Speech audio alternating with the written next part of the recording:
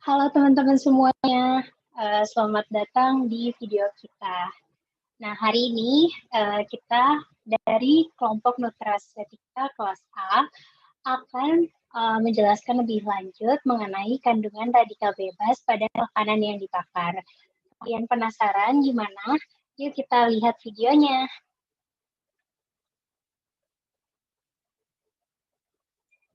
Nah, di sini kita ada 4 orang sebagai anggota kelompok.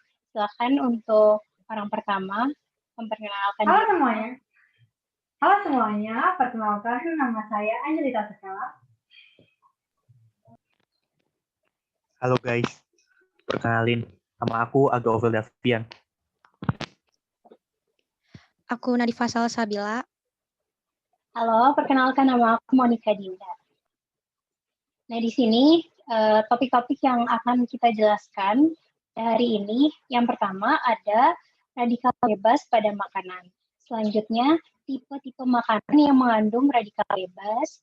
Kemudian kita akan menjelaskan mekanisme terbentuknya HAA dan bagaimana upaya untuk meminimalisir kandungan dari HAA itu sendiri.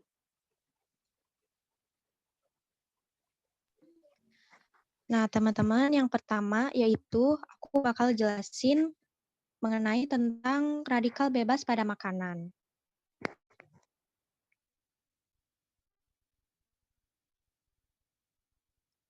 Masyarakat Indonesia sangat gemar mengkonsumsi olahan daging panggang, bakar, bahkan goreng karena rasanya yang sangat nikmat. Pangan tradisional Indonesia yang berbasis daging yang dibakar seperti sate telah menjadi makanan nasional Indonesia.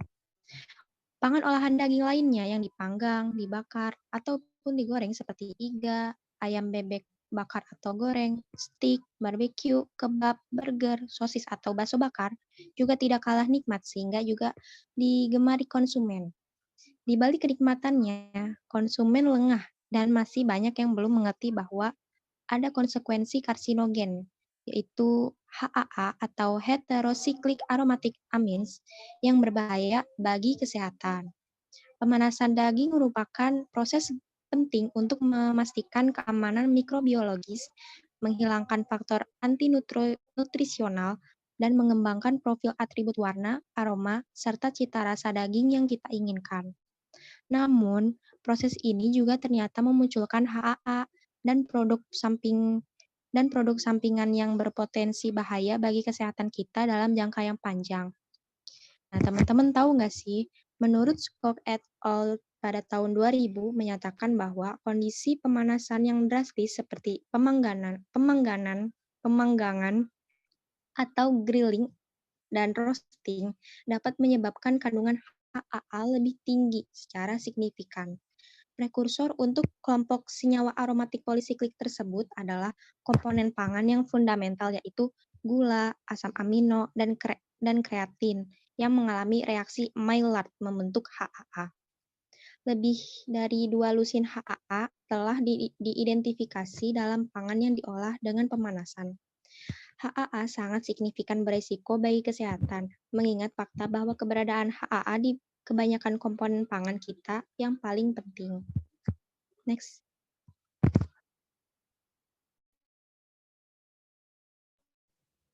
Ya, untuk selanjutnya kita akan membahas makanan apa aja sih yang kira-kira mengandung radikal bebas.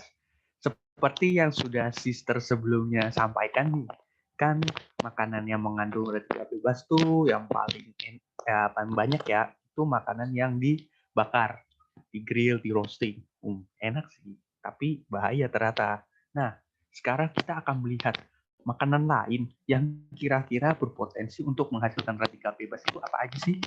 Nah, yang pertama ada makanan tinggi karbohidrat. Apa aja sih makanan tinggi karbohidrat? Ya, yang paling banyak kita makan sih ya nasi ya. Ya, nasi tinggi karbohidrat, tinggi gula. Nah, makanan yang tinggi gula ini berpotensi untuk menghasilkan radikal bebas ketika gula tersebut masuk ke dalam tubuh kita. Jadi, ya hati-hati ya guys kalau makan nasi kebanyakan. Terus yang kedua ada olahan daging yang tinggi pengawet. Olahan ini contohnya apa sih?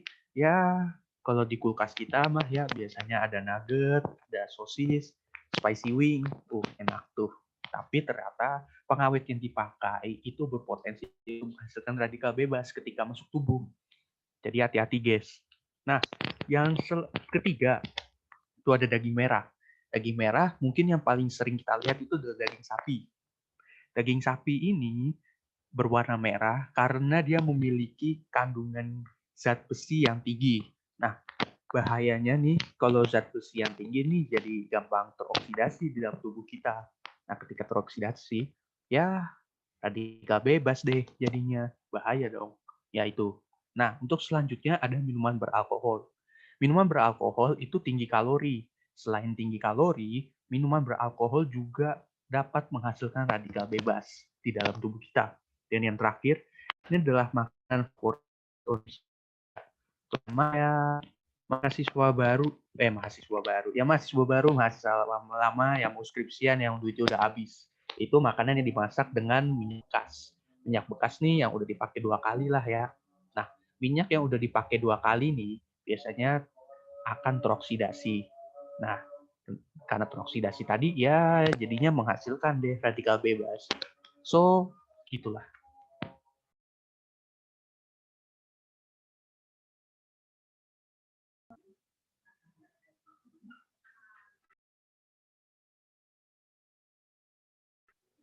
Selanjutnya, bagaimana sih mekanisme terbentuknya HAA?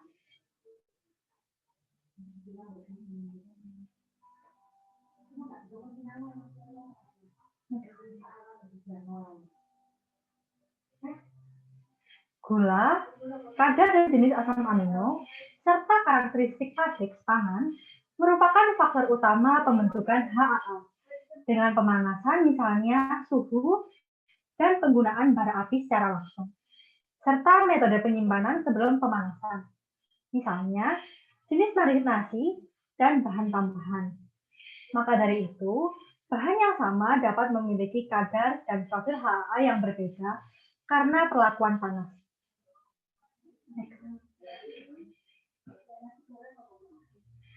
Menurut struktur HAA dibagi menjadi 2. Yang pertama yaitu aminokarbolin, yang terbentuk pada suhu di atas 300 derajat Celcius melalui pirolisis asam amino atau protein. Aminokarbolin merupakan produk pirolitik dan tidak memerlukan kreatin dalam pembentukannya. Maka dari itu, aminokarbolin dapat terbentuk dalam produk pangan hewani. Radikal bebas diinduksi oleh panas dan subsekuen dari fragmen reaktif menjadi mekanisme utama dalam pembentukan aminokarbolin. Kondensasi fragmen aktif dan penyusun akan memunculkan berbagai struktur baru. Dan yang kedua yaitu aminoimidazol azarin yang terbentuk dengan suhu lebih rendah yaitu di bawah 300 derajat Celcius. Selama pemanasan, kreatin dapat dikonversi menjadi kreatinin melalui siklisasi dan eliminasi air. Kreatinin yaitu EQ, EQX, dan PHIP yang ditambahkan ke dalam permukaan daging sebelum penggorengan akan meningkatkan kadar HAA. Sementara itu, senyawa perantara seperti piridin dan pirazin serta karbonil reaktif dapat terbentuk dari reaksi Maillard antara asam amino dan gula pereduksi, serta reaksi degradasi Strecker. Kreatinin membentuk bagian aminoimidazol yang bergabung dengan fragmen reaktif di atas melalui kondensasi aldol, sehingga memunculkan aminoimidazol azarin yang lain. Suhu pemanasan yang relatif lebih rendah yang seperti saya jelaskan tadi yaitu di bawah 300 derajat Celcius yang cukup menggerakkan reaksi Maillard dan degradasi Strecker untuk menghasilkan fragmen reaktif dari prekursor yaitu gula, asam amino, dan turunannya. Baik, selanjutnya kita akan membahas mengenai upaya apa aja yang dapat kita lakukan untuk meminimalisir HAA dalam bahan pangan. Yang pertama adalah pemilihan gula yang tepat untuk marinasi. seperti kita tahu pada umumnya, untuk memasak suatu daging atau daging sapi maupun daging ayam, kita biasanya melakukan proses marinasi.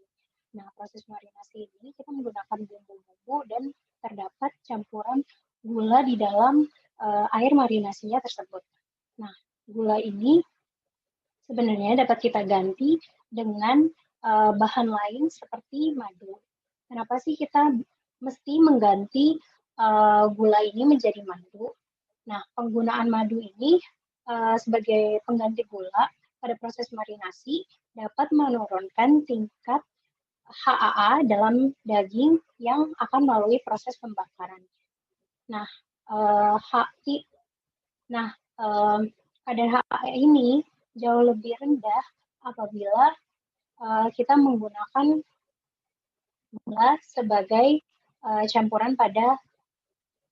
menggunakan madu sebagai campuran pada proses marinasi. Oke. Yang kedua, kita dapat menggunakan antioksidan sintetis seperti BHA, BHT, PG, dan TBHQ. Apa sih BHA ini? BHA merupakan singkatan dari butylated hydroxynitrol. BHT merupakan butylated hydroxytoluene. PG merupakan propyl galat. Dan yang terakhir, TBHQ merupakan tetrabutylhydroquinone. Menurut penelitian, senyawa-senyawa ini dapat mengurangi kadar HAA secara signifikan dan bisa merupakan sebagai inhibitor dari HAA yang efektif. Selanjutnya, kita dapat menambahkan antioksidan alami seperti yang terlihat pada gambar, yaitu pertama ada buah-buahan, sayur-sayuran, rempah-rempah, serta teh. Penggunaan buah-buahan ini dapat mengurangi kadar HAA karena kandungan antosianin yang terdapat dari ekstrak buah-buahan ini. Buah-buahan yang mengandung kadar antosianin berupa seperti blueberry, blackberry, anggur merah, kiwi, semangka, jeruk, wortel, dan sebagainya. Serta kita juga dapat menambahkan sayur-sayuran seperti yang tadi saya bilang, wortel, atau paprika, atau sayur bayam untuk mengurangi konsentrasi HAA pada daging yang akan dimasak. Setelah itu, kita juga dapat menggunakan beberapa rempah-rempah seperti cengkeh, lengkuas, daun salam, kayu manis, dan sebagainya, karena penambahan cengkeh ini dapat menghambat pembentukan HAA pada daging yang akan dimasak, dan juga untuk mengurangi kadar senyawa karsinogen selama pemasakan daging tersebut.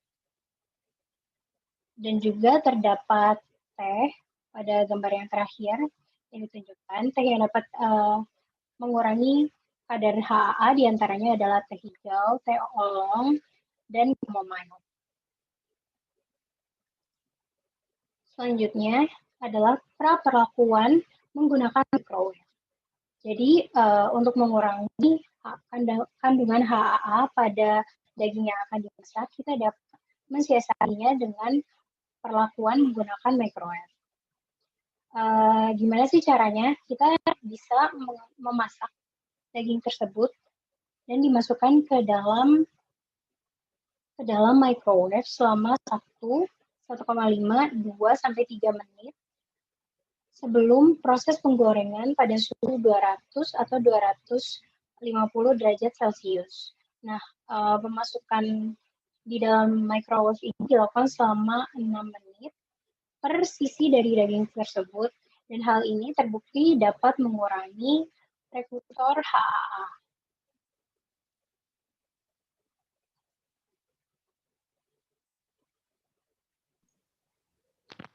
Ya, mungkin sekian dulu ya untuk hari ini. Nah, dari sini akhirnya kita ketahui nih ada beberapa makanan yang harus kita perhatikan lagi ketika kita ingin memakannya. Ya, seperti kata-kata orang ya, makanan yang enak itu belum tentu sehat. Ya, sebaiknya mulai dari sekarang kita lebih perhatian aja sih makanan apa yang akan kita konsumsi biar kita bisa hidup sehat dan kuat. Terima kasih atas perhatiannya dan sampai berjumpa kembali.